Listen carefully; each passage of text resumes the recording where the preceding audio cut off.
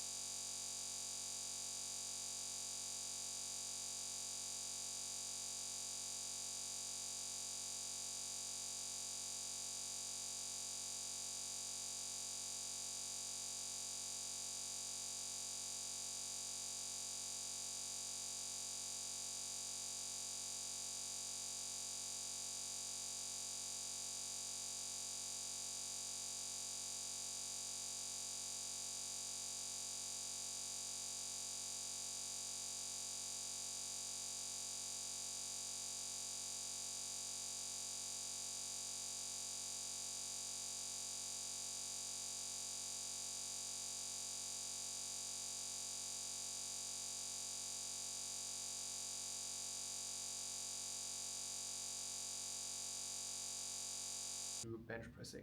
One of the cool thing about bench press is you just have to lay down and then press the weight up. And this is pretty much exactly the same movement that you do during push-ups, right? It's the same direction. And if you try to regress the push-ups, you have to revert to some technique that are going to be difficult to measure how you can progress them, or you're not sure that they are going to have that much carryover because you have to change position, do some like incline push-ups or on your knees, and it changed the angle of your arms to your thorax, whereas when you do the bench press, then it's really the exact same direction. And the cool thing is you can add like small incremental weights to that and progress it over a long time. And so it's pretty certain that if you can improve your strength during the bench press, then at some point you are going to be able to do push-ups. So that's why I really like to have that variation in our training plan. It's not like the biggest focus, but it's something that we really like to integrate. And as I said, the women tend to feel pretty badass when they do that. But there's one mistake that I see like very, very often, and that is the bar path. And what happens most of the time, it's either the starting position is off and it's too far back or too far forward, or the pressing motion from the bottom goes vertically instead of going slightly backward. So when you are lying on the bench here, you want to have the bar right in one line with your shoulder, because if you are here, then the weight is going to pull down in that direction. The gravity is always pulling you down vertically, and it means that you'll have to resist a lot of weight that pulls you down in that direction. Same thing here, it pulls you down vertically, and it's going to pull you in that direction, very hard to resist. Whereas if the bar is stacked over your shoulder, then you have a lot of pressure from the gravity going directly into your bones and over your shoulder.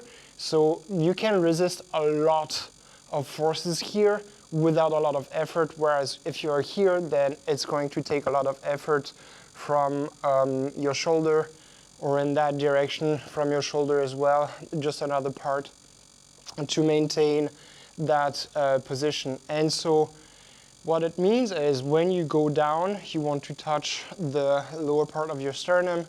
And when you go back up, because obviously you see the distance between your shoulder and your sternum, right? Like the horizontal distance. So when you are at the bottom position and you press up, you have to press slightly back so that the bar ends up right above your shoulder. So I'm going to demonstrate how it looks like. So you unrack the bar and you want to have the bar pretty much stacked over your shoulder and not too far in that direction, because otherwise, it's very hard to maintain, or too far back because otherwise it's going to be hard to maintain as well, but also you'll end up hitting the J-cup when you are bench pressing.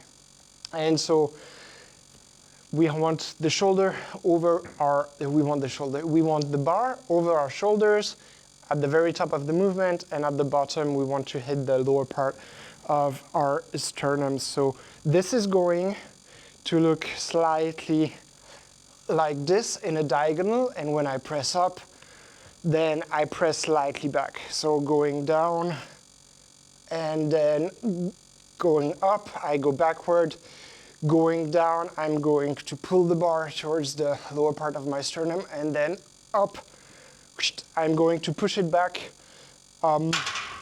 basically toward my head, or more so toward my nose or my mouth or my chin, but in that direction, so that the bar is going to rest directly above my shoulders. So that's number one. Cool. So the second thing that I constantly have to correct is the shoulder position whilst you are pressing. And what you want to have is you want to pull your shoulders toward your hips. So your hips are down here, your shoulders are up there, and so you want to pull your shoulder in that direction. So it's going to look like this. If you create a slight arch with your thoracic spine, then this is even more visible. So the shoulders are up here, and now they are down there. So you want to create that space between your shoulders and your ears. And this is going to give you more stability and open up slightly the joint here of your front shoulder.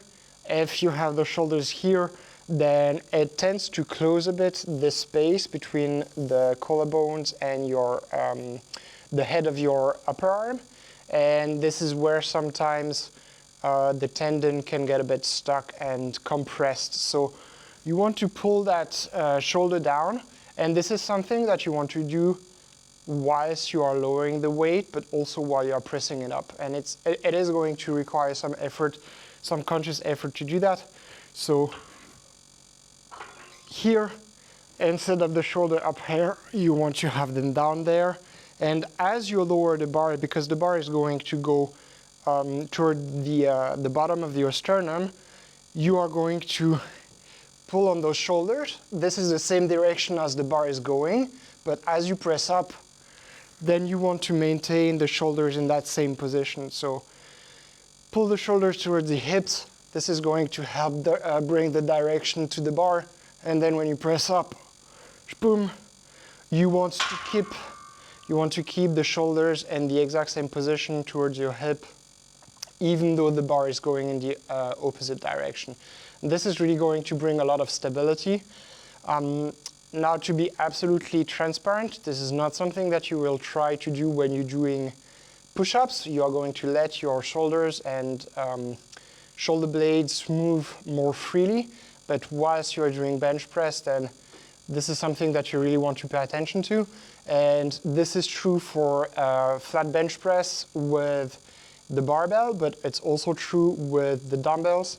And it's also true if you are doing some incline variation with the barbells and with the dumbbells. So try to pay attention to those few things, few details the next time that you go into the gym and that you do some bench pressing. And now I'm going to train.